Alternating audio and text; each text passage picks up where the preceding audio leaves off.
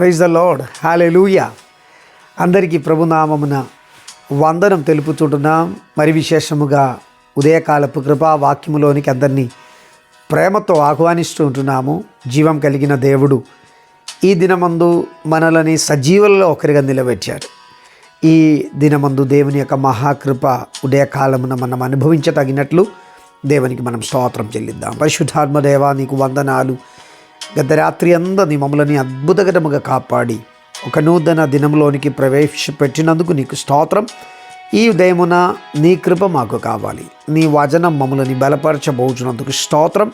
నీ సాన్నిధ్యం మాకు తోడుగా ఉన్నందుకు నీకు వందనాలు. ప్రభు నామమున ప్రార్థించుచున్నాం పరమ తండ్రి, ఆమేన్. హల్లెలూయా. మరి విశేషముగా నేను చెప్పడానికి ఇష్టపడుతున్న ఒక మాట, జనవరి 1 రోజు నుండి డిసెంబర్ 31వ తేదీ ఉదయమున వరకు దేవుడు తన మహాకృప చేత మనలని కాపాడారు కదా. ఈ చివరి దినం 1200 చివరి రోజు, చివరి దినం దేవుని సన్నిధానంలో సంతోషించడానికి దేవుడు అనేకమైన ఉపకారముల చేత మన హృదయమును తృప్తిపరచి ఉన్నాడు. ఈరోజు మనం బ్రతుకుతున్నామంటే అది దేవుని మహాకృపయే. మీరందరూ చాలా బాగున్నాడని నేను నమ్ముచున్నాను. అనేకమైన ఇబ్బందులు, ఇరుకాటములు, కష్టములు ఇవన్నీ సముద్రపు అలలు వరే ఒకటి వెనకాల ఒకటి వాయి మన జీవితంలో ఎంతో మనం స్ట్రగుల్ అనుభవించినా కూడా వాటిని ఓవర్కమ్ చేస్తూ గెలిచి జయించిన వారమై దేవుని స్తుతించడానికి దేవుడు ఆయుస్సు పొడిగించినందుకు మనం ఈ పగలు దేవునికి అత్యధికముగా సంతోషంతో స్తోత్రం చెల్లించాలి. హల్లెలూయా. మరణం మనలని మృంగివేయకుండా, అనారోగ్యం మనలని తారుమారు చేయకుండా, అప్పుల బాధలు మనలని కృంగదీయకుండా, ఆ కుటుంబ జీవితంలో సమస్యలు మనలని నేలమట్టం చేయకుండా, మనలని, మన పిల్లలను, మన తరములను, మన సంఘమును, మన ప్రియులందరినీ కాపాడిన దేవునికి స్తోత్రం చెల్లించాలి. కొన్ని కుటుంబములలో అకస్మాత్తుగా మరణం జరిగినప్పుడు, వేదనలు వచ్చినప్పుడు వాటిని కూడా జయించతగినటువంటి ఒక ధైర్యం, ఓదార్పును దేవుడిచ్చి మనల్ని నిలబెట్టినందుకు మనం దేవునికి స్తోత్రం చెల్లించాలి. హల్లెలూయా. ఈ సంవత్సరపు చివరి దినమున కలవరముతో, వేదనతో, అసమాధానముతో ఎవరైతే అల్లాడిపోగుచున్నారో వారిని నిశ్చయముగా ధైర్యపరచి నూతన సంవత్సరములో ఒక అద్భుత విషయముగా దేవుడు మిమ్మల్ని మార్చబోచున్నాడు అని ఉదయకాల సమయం ప్రభు మీతో తన ఆత్మచేత మీతో మాట్లాడుతున్నాడు. స్తోత్రం. హల్లెలూయా. ఒక వచనం ఆధారముగా చదవడానికి నేను ఇష్టపడుతున్నాడు. యోహాను సువార్త 20వ అధ్యాయం దాని యొక్క 19-20 వచనాలను మనము చదివినట్లయితే మనకందరికీ పరిచితమైనటువంటి వచన భాగం అండి. యేసు ప్రభు మరణ పునరుత్థానుడవై పరలోక రాజ్యమునకు వెళ్ళిన తర్వాత వారు మొదటి ఆదివారమున యూదులకు భయపడినటువంటి శిష్యులు, ప్రైజ్ ద లార్డ్. ఎందుకంటే యేసు ప్రభును హింసించడం, యేసు ప్రభును సిలువ వేయడం కనులార చూచినటువంటి శిష్యులు కాస్త యూదులకు భయపడిపోయారు. యేసు ప్రభునే వారు ఇలా చేశారు అంటే మనలని ఇంకెంత అధికముగా చేస్తాడనే ఆలోచన వారిలో అపవాది పుట్టించడము ద్వారా చాలా భయంతో కృంగిపోయి వారు ఒక మేడగదిలోనికి వెళ్ళారు. ఆదివారము సాయంకాలమున శిష్యులు యూదులకు భయపడి తాము కూడి ఉన్న ఇంటి తలుపులు మూసుకొని ఉండగా యేసు వచ్చి మధ్య నిలిచి, మీకు సమాధానము కలుగునుగాక అని వారితో చెప్పాను. ఆయన అలాగు చెప్పి తన చేతులను ప్రక్కను చూపగా శిష్యులు ప్రభువును చూసి సంతోషించిరి అని బైబిల్లో ఉంటుంది. హల్లెలూయా. Praise the Lord. ప్రభు లేని యొక్క సందర్భమున మానుషికమైన ఆలోచనలు, చింత, ఆపత్తు, భయం వారిలో పుట్టించారు. భయం ఉన్న మనుషులకు సమాధానం ఎక్కడి నుంచి దొరుకుతుందండి? స్తోత్రం. హృదయం సమాధానముగా ఉండనే ధైర్యం కలుగుతుంది. హల్లెలూయా. భయం వారిలో ఉన్నటువంటి సమాధానమును లేకుండా చేశారు. అసమాధానంతో నిండబడి నెక్స్ట్ టైం లేదా రాబోయే నిమిషములో, గడియలో మా జీవితంలో ఏం జరగబోతుందో అని ఆందోళన వారి హృదయమును కలవరపరచుచుండగా వారు కిటికీలు, తలుపులు అన్నీ మూసుకొని ఒక గదిలో దాగి ఉన్నారు. భయం కొందరిని దాచిపెట్టుకుంటారు. ఎస్, ఈ ఉదయకాల సమయం మీ జీవితంలో కలిగి ఉన్న భయం, మీరు ప్రజల మధ్యలో ఎక్స్పోజ్ కాకుండా ఉండడానికి, మీరు ప్రజల మధ్యలో శోభించకుండా ఉండడానికి భయం మిమ్మల్ని దాచిపెట్టి ఉన్నట్లయితే ఈ పగలు దేవుడు మిమ్మల్ని ఆ స్థితి నుండి లేవనెత్తబోతున్నారు. ఆమేన్, హల్లెలూయా. ఈ 2025 అనే సంవత్సరం మీ జీవితంలో పరాజయం మాత్రమే ఉండెను అని మీరు అనుకున్నట్లయితే నెక్స్ట్ ఒక లెవెల్లోనికి దేవుడు మిమ్మల్ని నడిపింపబోచున్నారు. 2026 అనే సంవత్సరం ప్రభు మిమ్మల్ని బలంగా వాడుకోవడానికి ఇష్టపడుచున్నటువంటి సంవత్సరం అని ప్రభుని ఆత్మచేత మీతో మాట్లాడుచుంటున్నారు. హల్లెలూయా. శిష్యులు దాగి ఉన్నారు. వారు ఒకరితో ఒకరు మాట్లాడడానికి భయపడుతున్నారు. ఎందుకంటే వారి స్వరం బయట వినబడినట్లయితే సైనికులు వారిని ఏం చేయబోతున్నారో తెలియక కలవరంతో కూడి భయంతో కూడి నలిగిపోతున్నటువంటి శిష్యగణముల యొక్క మధ్యలో యేసు ప్రభు దిగి వచ్చారు. నేను ఒక మాట మీకు చెప్పడానికి ఇష్టపడుతున్నాను. నిశ్చయముగా మీరు ప్రభును నిజంగా ప్రేమించేవారైతే, మీరు నిజముగా ప్రభువుకు శిష్యులై ఉన్నట్లయితే, నిజముగా మీరు ఒక క్రైస్తవుడుగా క్రైస్తవరాలుగా బ్రతుకుచున్న, దేవుడు చూపించిన మాదిరిగా నడుచుచున్న వ్యక్తివైతే, మీ కుటుంబంలో ఉన్న సమస్యలు, మీ పిల్లల విషయం గురించినటువంటి సమస్యలు, మీ ఉద్యోగం గురించినటువంటి సమస్యలు, మీ అనారోగ్యం గురించినటువంటి సమస్యలు, మీ అప్పుల బాధలనే సమస్యలు, ఇవన్నీ మిమ్మల్ని చుట్టుముట్టి మీరు బయటికి వెళ్ళలేని యొక్క పరిస్థితిలో దాగి ఉన్నట్లయితే మీరు అక్కడికి అతన్ని పిలవాల్సిన అవసరం లేదు.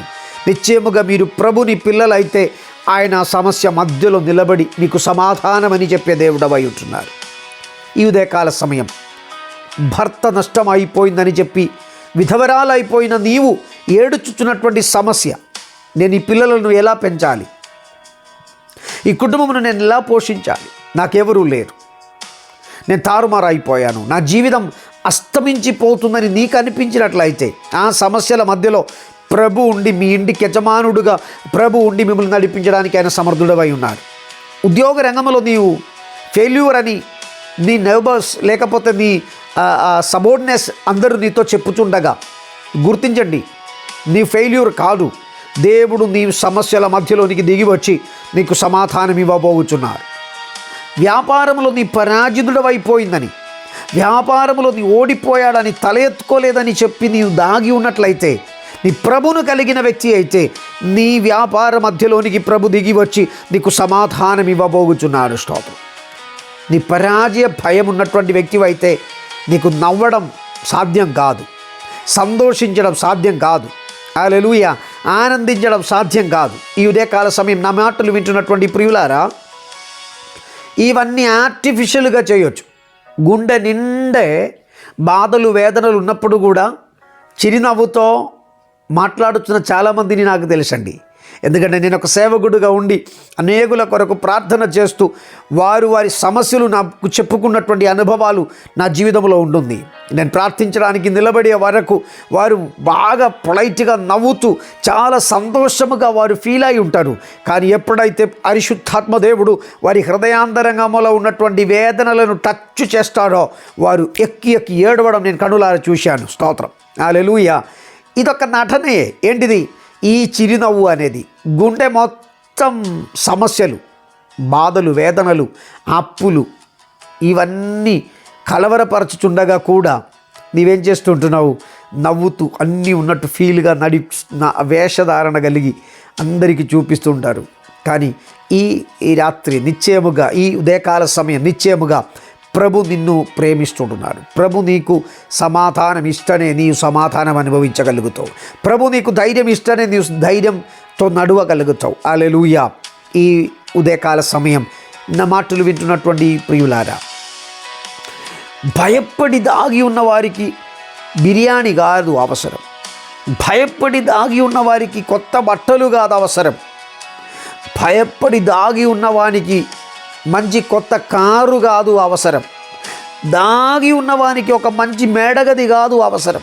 వానికి అవసరం ఏమిటి అని తెలిసిన ప్రభు వారి మధ్యలో నిలబడి మీకు సమాధానం కలుగునుగాక అని చెప్పారు. స్తోత్రం, హల్లెలూయా. నీ హృదయములో సమాధానం ఉన్నట్లయితే నిశ్చయముగా నీ ఇల్లు సంతోషంగా మారుతుందండి. నీవెన్ని సంపాదించినా, మేడగదులు కట్టినా, ఉద్యోగములున్నా, బ్యాంక్ బ్యాలెన్స్ ఉన్నా, ఏదున్నా నీకు సమాధానం లేకపోతే నీ లైఫ్ ఎటువంటిదో నీ ఒకసారి ఆలోచించండి. యేసు ప్రభు వారితో ఒక్కట మాట చెప్పాడు, మీకు సమాధానం.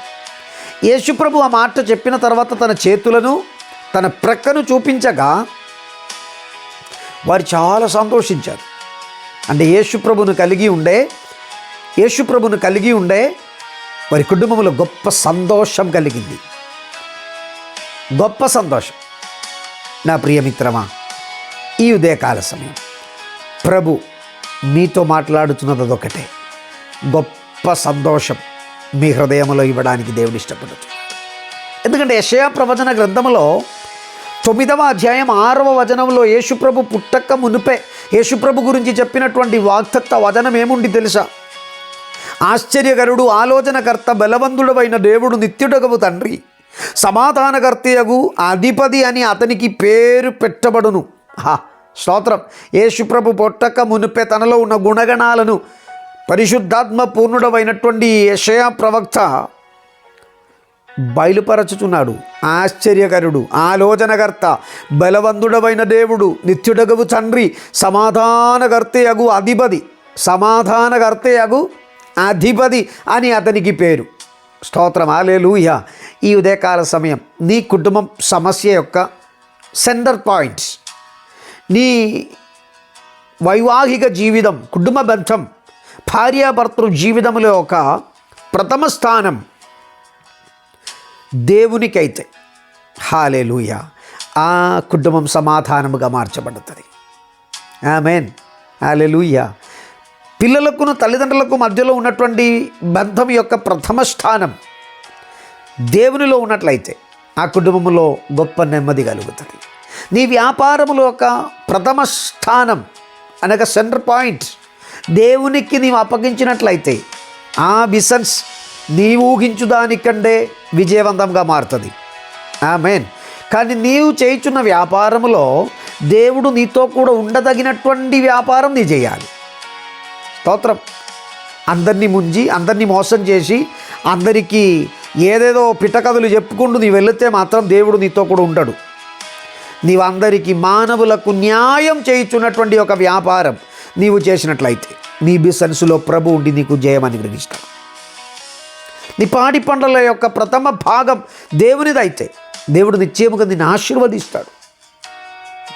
నీవే డిసిషన్ తీసుకున్నా అది దేవునికి అడిగి దేవుని వలన కలుగుచున్న ఆలోచనలో నీ కుటుంబమును, నీ తరములను నడిపించడానికి నీ మనసు అర్పిస్తే నిశ్చయముగా నీ జీవితం ఫలించుచున్న ద్రాక్షావల్లి వలె ఉంటును. హల్లెలూయా. ఎందుకంటే దేవుని కలిగి ఉన్నటువంటి తన పిల్లలు ఏ శ్రమలలో పడినా, ఏ సమస్యలలోనికి వెళ్ళినా వాటి మధ్యలో ప్రభు నిలిచి ఉంటాడు. అది సింహపు గుహే అయినా సింహపు గుహలో ధాన్యాలను కాపాడడానికి దిగి వచ్చిన దేవుని ప్రేమ అది సమాధానముగా మారుతుందండి. హల్లెలూయా. అసలు సమాధానం కోల్పోగాల్సినటువంటి ఒక స్థలమే సింహపు గుహ. దానియేలుకు సమాధానం ఉండదు, అక్కడ ఉన్న సింహాలకు కూడా సమాధానం ఉండదు. వారిరువురు కలుసుకున్నప్పుడు ఇంకేమవుతుందో మీకు తెలుసు. కానీ అక్కడ దేవుడు వాటి మధ్యలోనికి దిగి వచ్చాడు గనక సింహం నెమ్మదిగా ఉంటుంది. దానియేలు కూడా నెమ్మదిగానే ఉంటున్నారు. ఎవరు ఏ హానియు కలుగ చేయలేదు. చంద్రక్ మేషక్ అబేద్నెగో పడినటువంటి అగ్నిగుండముల యొక్క మధ్య భాగం దేవునిదే. దేవుడు మధ్యలోనికి దిగి వచ్చాడు.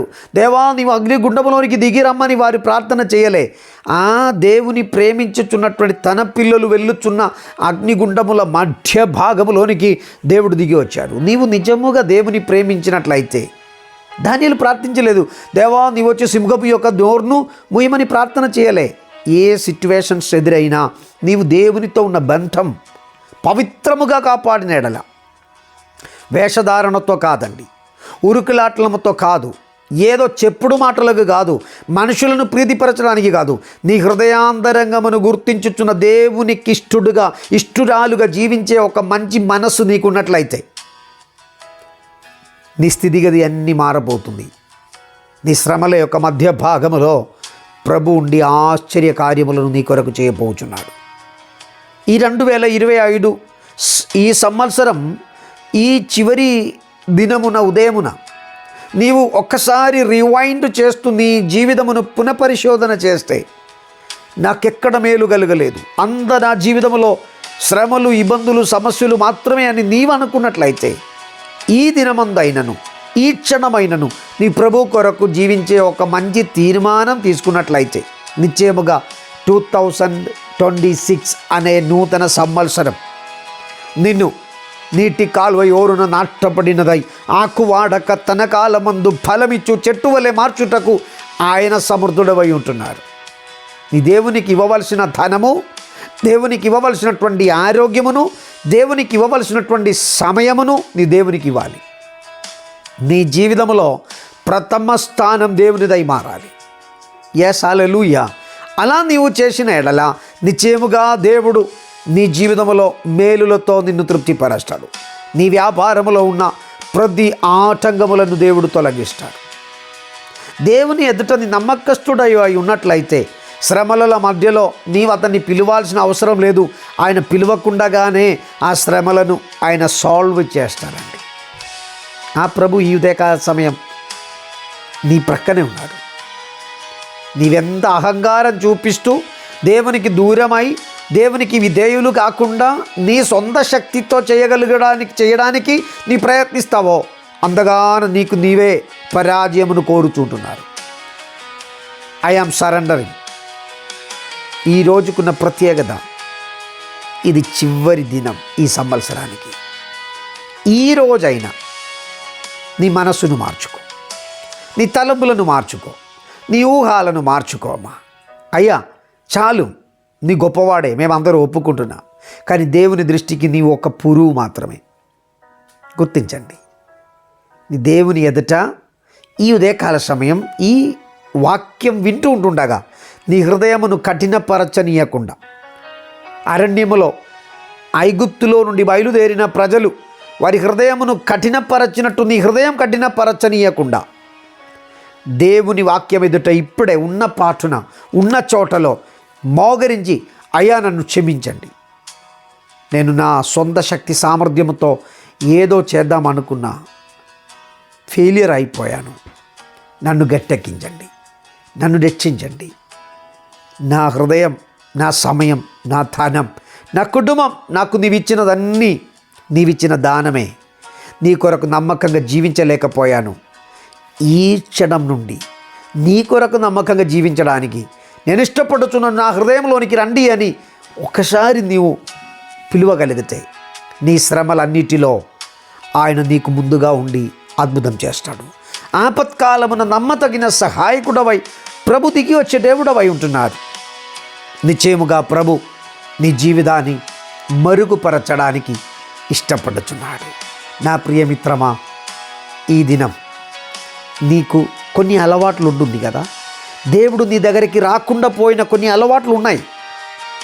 అది పాపమే. ఆ త్రాగుడు అనే బానిసత్వపు శక్తికి ఈ దినమందు నీ గుడ్ బై చెప్పు.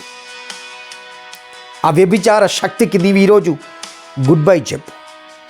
ఆ పాపిష్టి జీవితానికి నీవు ఈరోజు గుడ్ బై చెప్పు. ఆపతపు మూటకు ఈ పగల్ గుడ్ బై చెప్పు. ఇతరులను అపహసించు విషయములలో నుండి ఈ దినమందు నీవు ఒక మలుపు త్రిప్పబడిన వ్యక్తి అయి మారాలి. నేను ఒక మాట చెప్పమంటారా, నీవు ఒక మంచి గాయకుని దగ్గర కూర్చున్నట్లయితే అతడు కొన్ని మంచి పాటలు నీ కొరకు పాడుతారు. నీవు కూడా ఆ పాటను మెల్లమెల్లగా పాడడం ప్రారంభిస్తాడు కదా. ఒక మంచి వంట చేయించున్న వ్యక్తి దగ్గర నీవు నిలబడినట్లయితే, ఆయనతో మీ మంచి స్నేహబంధం ఉన్నట్లయితే నీకు కూడా ఆ వండకం అనే ఒక వాసన వచ్చేస్తుంది. అవును కదా. నీ దగ్గర కూర్చున్నటువంటి ఒక వ్యక్తి ఇతరుల గురించి అపవాదం పలుకుచున్న వ్యక్తి అయి ఉన్నట్లయితే నీవు కూడా మెల్లమెల్లగా అదే పలకడం ప్రారంభిస్తాడు. అది సేవకుని గురించి కావచ్చు, సంఘము గురించి కావచ్చు, ఇంకా ఇతరుల గురించి కావచ్చు. నీ దగ్గర కూర్చున్నటువంటి వాడు అపవాదములు పలుకుచున్నటువంటి, అపహాసం పలుకుచున్నటువంటి వ్యక్తి అయి ఉన్నట్లయితే నీలోనికి ఆ ఇన్ఫ్లుయెన్స్ వచ్చేస్తుంది. నీ దగ్గర కూర్చున్నటువంటి ఒక వ్యక్తి మంచి కామెడియన్ అయి ఉన్నట్లయితే ఆయన పలుకుతున్న కామెడీ ద్వారా నీలో చిరునవ్వులు, సంతోషం వచ్చేస్తుంది. అలాగైతే సమాధాన ప్రభుతో కూడా నీవు జీవించినట్లయితే, సమాధానకర్తయగు అధిపతి నీతో కూడా ఉన్నట్లయితే నీ కుటుంబంలో సమాధానం కలుగుతుంది. ఈ దినం నీకెవరు కావాలో నీ కోరుకోండి. మన తలలు వంచి ప్రార్థన చేద్దాం. పరిశుద్ధుల మమ్మల్ని మిక్కిలిగా ప్రేమించుచున్న మా ప్రియ పరలోకపు తండ్రి, మహిమగల దేవా, నీకు స్తోత్రం. ప్రభు, ఆ ఉదయకాల సమయమున నీ సన్నిధానములో ఈ కృపావాక్యం ఎదుట మేము స్మోగరించి ప్రార్థిస్తుంటున్నాం. దేవా, నీ సేవకుడు ద్వారా ఈ ఉదయకాల సమయం నాతో మాట్లాడావు. నా జీవితమును మరొకసారి పునఃపరిశోధన చేయడానికి నీవు అనుగ్రహించిన సమయమును బట్టి స్తోత్రం. దేవా, నాలో ఉన్న పాపిష్టి జీవితములను తొలగించండి. నాలో ఉన్న అపరాధములను క్షమించండి. నాలో ఉన్న అపవిత్రతను తొలగించండి.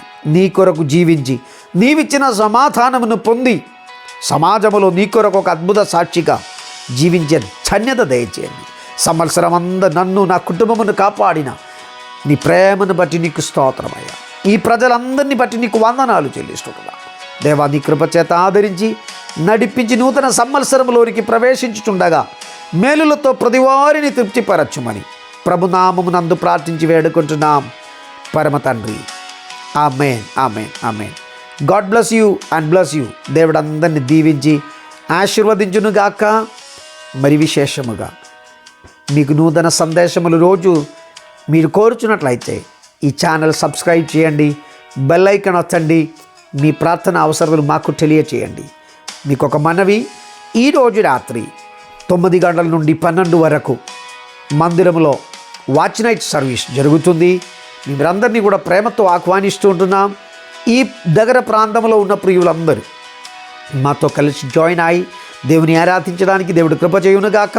అంతే మాత్రం కాదు, రేపు అనగా 2026 జనవరి 1 రోజు ఉదయం 10 గంటల నుండి 1 గంట వరకు మన ఆరాధనా మందిరంలో అద్భుతకరమైన ఆరాధన జరగబోతుంది. మీరందరూ తరలి రండి, మన కలిసి దేవుని ఆరాధిస్తాం. ప్రభు అందరికీ సహాయం చేయునుగాక. God bless you.